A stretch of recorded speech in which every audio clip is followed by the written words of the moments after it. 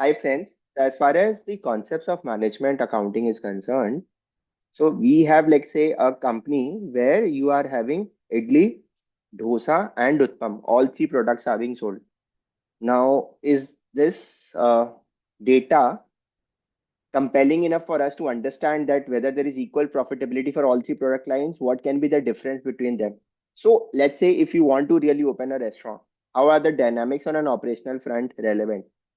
For an idli, the turnaround time is quickest because you just have to make it in the morning, make 500 of them, and then sell them throughout the day, serve them with the nariyal chutney and the sambar.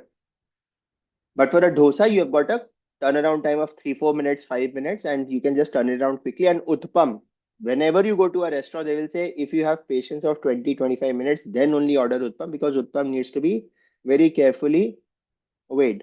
So now, because of that, less number of people also order Uttapam because they don't have that patience to wait for Uttapam. Maybe it consumes a bit more butter as well. And then because of the waiting time, let's say if you were to allocate your direct labor cost to Uttapam, you might want to allocate a higher quantum of those labor costs to Uttapam. Because of that, can we quickly do a mathematical analysis and see where could be the profitability game here? So I just plotted one hypothetical assumption where you've got, let's say, 15,000 dosas, at least 9,000 dosas and 6,000 utpams, which are there in a monthly sales. So you sell idlis of 50 rupees each.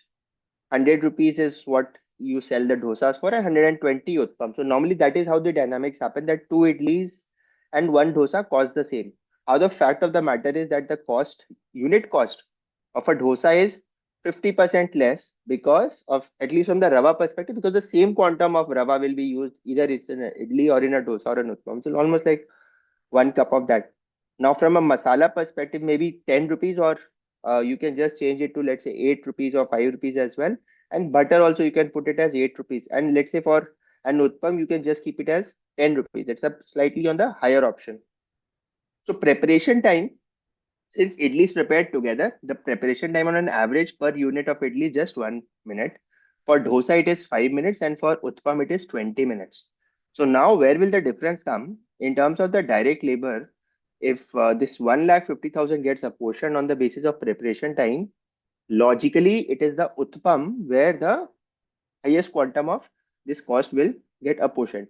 And then you've got the indirect cost of the restaurant, the rent, the electricity, and the advertisement, which also has to be apportioned to the product lines. So what do we do here?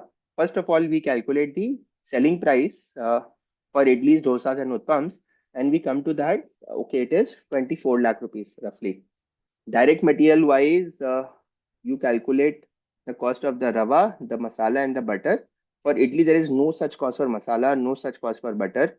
So likely to be the most profitable item. And in terms of quantity also, most people tend to order double the quantum of idli as compared to dosas. So direct material wise, we calculate the cost. Now direct labor, how did we calculate?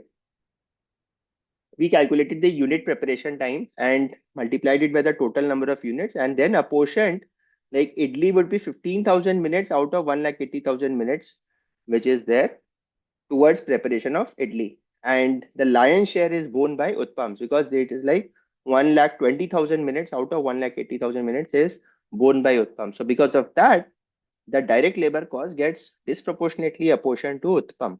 It's just 12,500 here, 37,500 in case of Uttapam, and 1 lakh in case of Uttapam. Rent, we have apportioned on the basis of selling price or the units, so both options can be there. So let's say on the basis of units, what we assume is that whether someone eats an idli or dosa or Uttapam, they are going to occupy the table space in similar fashion. So let's say we occupy that on this basis. Okay. And electricity, again, we apportion it on the basis of the number of units. Advertisement, however, we apportion on the basis of the sales.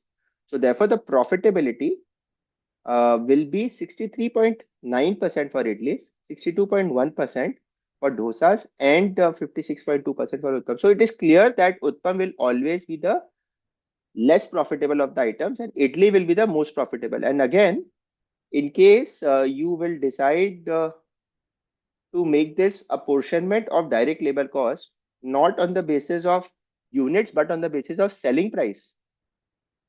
Okay, so what we can do is that the apportionment of direct labor, we apportion it on the basis of preparation time, that's fine. But rent, what we do is that it becomes like 7,50,000 on the basis of selling price. I apportion it. This 1 lakh rent, 25,000 electricity, similar to how I will apportion the advertisement cost.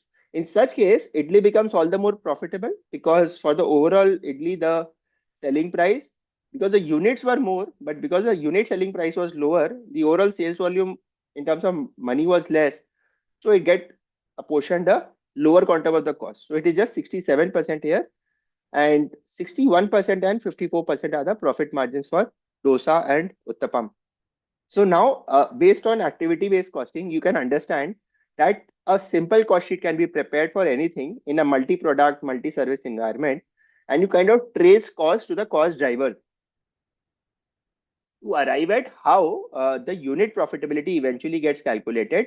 And that is the objective of this video. I wanted to sensitize you that in your world around, look at multi-product, multi-service scenarios and see that whether the entrepreneur is making equal quantum of money there or different quantum. And if it is different, why is it different? So in this case, idli is clearly the most profitable thing because of the lowest preparation time, and then it is not having masala cost, not having butter cost, and a good quantum of demand because Italy is the most palatable of all things on offer on a menu in a restaurant. So that's the objective of this video. If you like these kind of videos, please let me know in the comment section, and I shall be happy to create more such compelling, thought-provoking videos. Thank you.